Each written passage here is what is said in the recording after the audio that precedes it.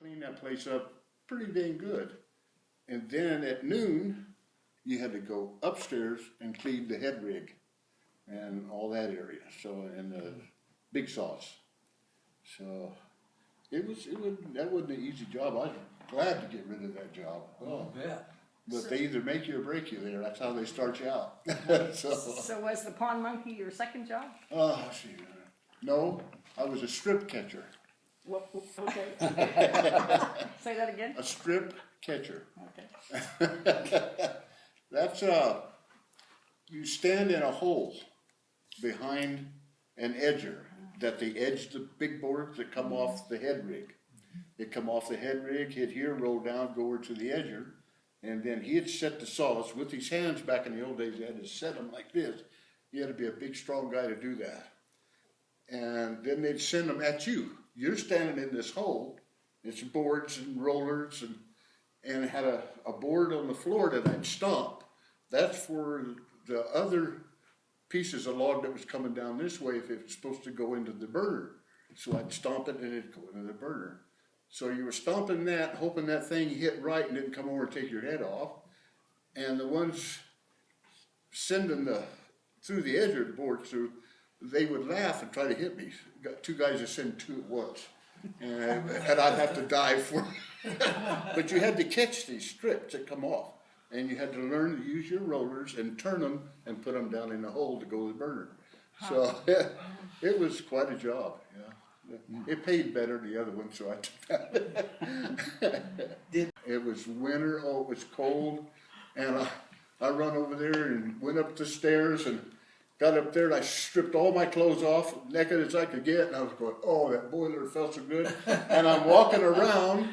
And I walked off the sawdust. I wasn't thinking. It was steel underneath and it was red hot. I left my skin on both feet right through that. I could only walk.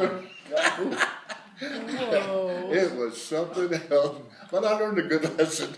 And nobody said a word. The men were funny guys. They were hard. They just, until you got to know them.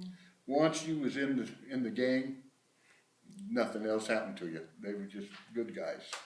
But at first, you had to prove yourself. Called initiation, right? Oh, it was. It was. Oh, they were a bunch of tough guys when I first went over there. Never seen men like that since. Not really. That mill was quite a place. And George said it was a good place to work. Yeah, George. De Silva. De Silva worked up at here I go, planer.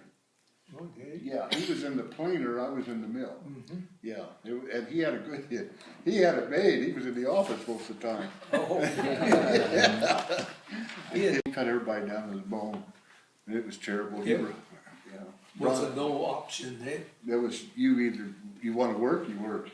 And if you belonged to the union, he didn't want to hire me because I was just a flunky for the union guys. I counted votes and did silly things like that. I wasn't no president or anything. But he didn't want to hire me. But he finally did. So, well, I got right back on again. But it was a mess. He was I didn't like working for him. They took a beautiful sugar pine log instead of, and it's one that wouldn't fit in the head rig in the mill, too big. So we would saw them in two. Saw them real nice, even, then quarter them again, and then put them to the head rig. This guy made you do it with your forks. And I'd ram my fork in it and then pop it open, splinters, and just, ratty, crooked. And so I didn't like that. I got into one guy over there over it. But I was told that's the way we're going to do it. So I said, okay, that's the way we'll do it. But they were, how do I put this? They weren't real loggers. Yeah. No, they were, all he cared about was that what do you call it? I see my mind went again. The cogeneration. Cogeneration, yeah. Oh. Yeah, that's all he really cared about. So we wasted an awful lot of lumber. Oh. It was horrible. Was the mill going 24 hours a day then? No. We had a day and night. Yeah. Yeah, day and night shift. The night shift usually stopped at 2 in the morning. Oh, Except for me, I'd go 5 in the morning or whatever, because I had to get all the logs, you know, when I was on the night shift. yeah. So, but, it was a good place, so I mean, I made a living, that's all you can say. And, It's like tie rock. yeah, Road walkers. yeah, exactly, you just really had to balance. And also, I'd hang it up on the high line. I've been picked up and thrown.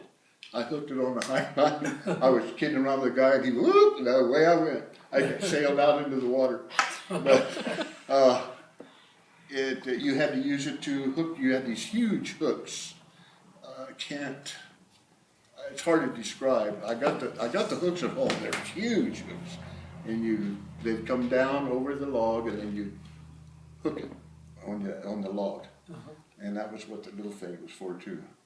So And then that pull it to the bowl chain?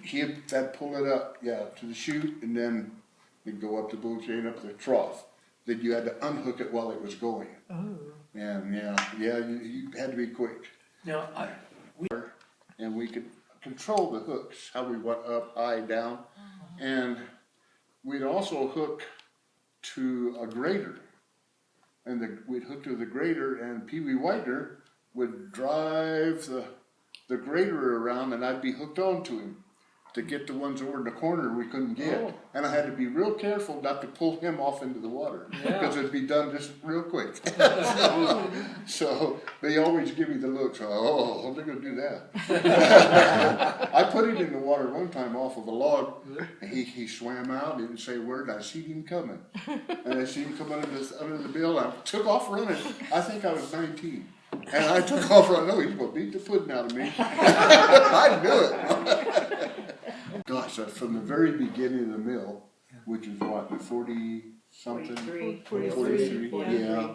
Until, what year did we? I can't remember what year it was. Seems like it was 70. Mm-hmm. Somewhere in there, maybe. I'm not real sure. Sounds right. Yeah, somewhere in that area. What replaced it? We just chipped everything. Instead of sending it to the fire, we chipped it, sent it over to the cogen, and they would burn it to make steam. But the cogen plant wasn't constructed until '87, wasn't it? I asked Dewey Barnes about that. Well, he might be right. Well, then maybe that's when we did the. No, we used to. What year was that? He was cutting some boards up, and he cut his finger off, and he come running out, and holy squirt blood and everything, and tried to stop it, and the boss put him in the pickup, and take him to the doctor. Then he came back real fast, and he yelled out the window, "See if you can find this guy's finger." So we all went down in that silly pile and sawdust, and we were all digging with one of the guys found the finger. Run the finger back up. They sewed it on, but it fell off. Oh, It didn't work. didn't work. Jerry, Didn't off the wall. have any of you know Jerry Roop? We know the name. You know, Yeah. okay, Jerry Roop, he cut one of his fingers off there. And they sewed it on, and he come over to the house, and I said, "Dang, Jerry, that looks pretty good." It was all black. I didn't want to say anything. And a couple of weeks, it fell off too. Never could get them things to stick. And it got worse, yeah. And do you remember Larry? Did you ever meet Larry Jansen? Oh, yes. You remember Larry? Oh, Okay. yes. Larry, he was up here at Buckhorn, and the guy shot him right in the chest, and then his wife tried to stab him, and we didn't know if he was going to make it, but he did. But he was ornery. He was always looking for a little fighting time. So, but he never grew up like the rest of us. Eventually, we quit that. Grew out of that. Yeah, we kind of grew out. We got so old we couldn't walk no more. For a No, check? we got paid every 2 weeks with a check. And then when Yonke took over, he paid us cash one time. And if they owed me like $300, $400 for 2 weeks, and they paid me in $2 bills. I remember Remember that? I couldn't get over that. I thought that was just, and here was guards with guns, and all these guards around. You know, nobody wanted to rob me. I had $2 bills. So, so I paid my bills. I bought things, and people look at me like I was nuts. $2 at a time. So, yeah, it was. He was doing that to, I think, to get a point across of how much money we all spent. Yeah. Yeah. But it didn't help up here because we did our grocery shopping in Fresno and all that, you know. Couldn't afford to buy up here all the time, you know. Except the bars, of course. They were with our $2 bills. Yeah, they would have took it. They took it. So earlier that. Most of the time I did it down at Ralph and Sons, the other bar. Oh, okay. That because the buckhorn was okay. The guy's name is Les. You know, okay. He kicked me out too many times, had me handcuffed, tried to get me in jail. Just because I was fighting, I don't know what's wrong with him. But anyway, so I quit going there. Kept going to Ralph's. Ralph's was a good one. Where's Ralph's? Yeah. That's the bar on. Oh, in the Casio? Where's it? Yeah, right there. That's where that was my favorite spot. Yeah, Les Smith's places. He was too cranky. You know. If we got in a fight in the bar there, they just kick us outside and finish it out there. So we would, you know. But or if the women were fighting, that was more fun. We'd all stand there and watch them. Yeah, we'd watch them. The way they fell, you know, where the balcony is up there. Yeah. Woo! Over they went, fell, hit the ground. I thought both of them girls got to be dead. They got up fighting. No, never fight a woman. Too tough. Oh man. Let's see. 1, 2, 3, 4. When Mammoth Pool was going on, maybe a bunch of them. I can't remember all of them, but 5, I think. Maybe 6. Can you tell us anything about a bar behind the green door? Isn't that right? Yes. Behind what green door? At the north end of the old W&G Market, there was a green door, and you went in like a little alleyway. Grace had it. Grace Reimer.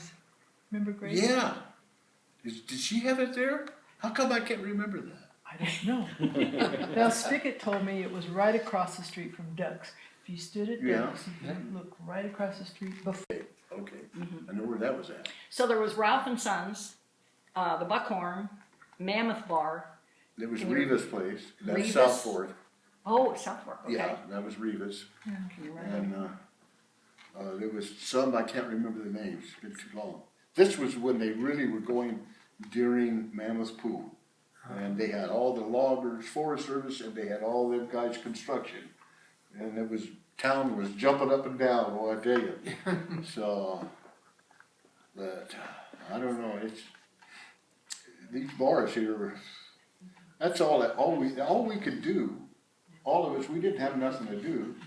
So if we didn't have to work Saturday, we'd go Saturday night after work and drink all night Saturday, all day Sunday. Then I'd be so sick Monday I could hardly move.